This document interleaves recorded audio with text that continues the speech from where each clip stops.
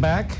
Bob Woodson, I want to read you something from 5 top historians, 2 of whom are Pulitzer Prize winners, James McPherson, Gordon Wood, top schools in the country, but 5 of them. They felt compelled to write a letter to the New York Times. And among other things, they wrote this on this 1619 project. On the American Revolution, pivotal to any account of our history, the project asserts that the founders declared the colonies independence of Britain in order to ensure slavery would continue. This is not true, they say. If supportable, the allegation would be astounding. Yet every statement offered by the project to validate it is false.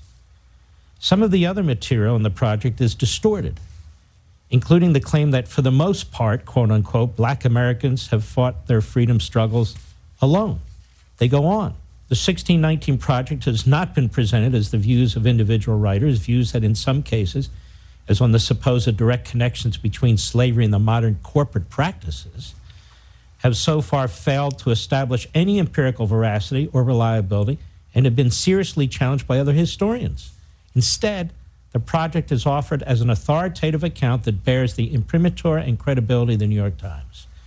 Those connected with the project have assured the public that its materials were shaped by a panel of historians and have been scrupulously fact-checked. Yet the process remains opaque. The names of only some of the historians involved have been released, and the extent of their involvement as consultants and fact-checkers remains vague. The selective transparency deepens our concern. You've started this 1776 project to counter this distortion of the history that these historians talk about. Absolutely. You know, Mark, there are 2 ways to prevent people from competing. One, to deny them by law, the way we did under segregation. But the more insidious way is to convince them that they don't have to compete, that because of their history of oppression, that your oppressor is obligated to be responsible for your future. That is a recipe for absolute disaster for people. It says if you're robbing and killing one another, it's not your fault. If you're having babies out of wedlock and not taking care of them, it's not your fault. If you're eating too much and you're overweight, it's not your fault. So it's structural and distant. That's like in the 60s, the doors were locked from the outside. And so we fought to open those doors. But 1619 says to blacks, those doors are still locked from the outside. And in 1776, we say no. As C.S. Lewis said, this is a door that's locked from the inside. You have the right of self-determination.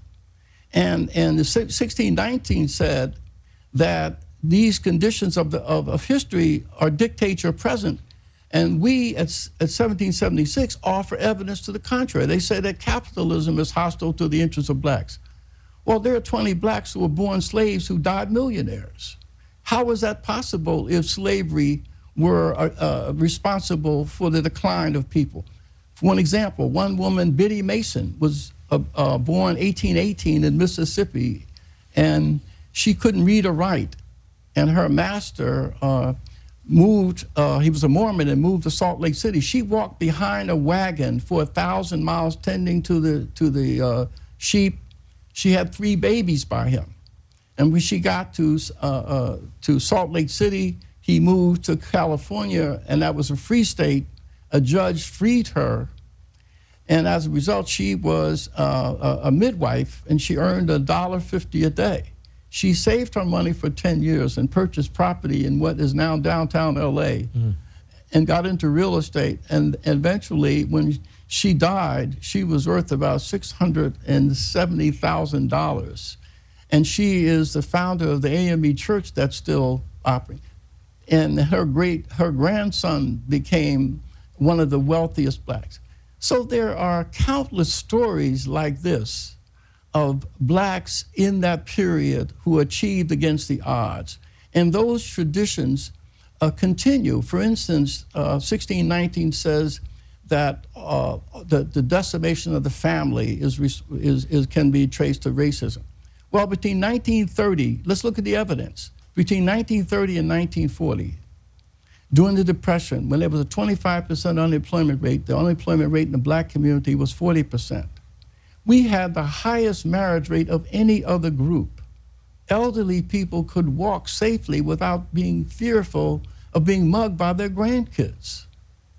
If racism were responsible, then how could we have accomplished that? So our essays by our scholars and our activists, we provide evidence of this.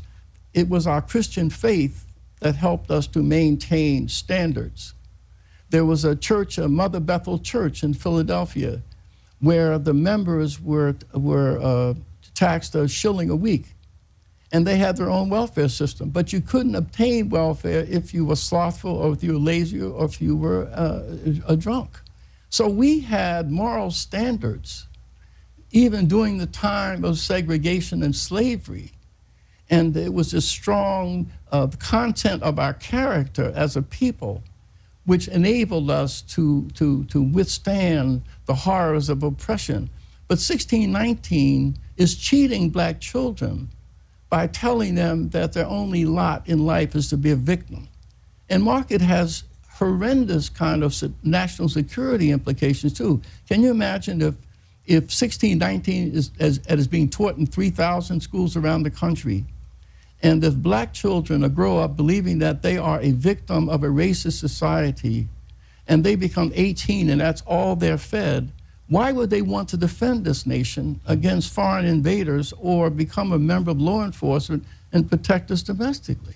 So we have got to challenge it, but we cannot challenge it by writing papers and having conferences. That's why the 1776, we have assembled not just thinkers, but activists. I want to pursue this with you. Okay. This activism point. It's very, very important, because you're saying, let's not exchange white papers, because nobody cares. And nobody can print more than the New York Times anyway. Right. So you're saying we need to get into an activist mode. We need a ground game. We need a ground. So when we come back, I want you to explain that to us a little bit. We'll be right back.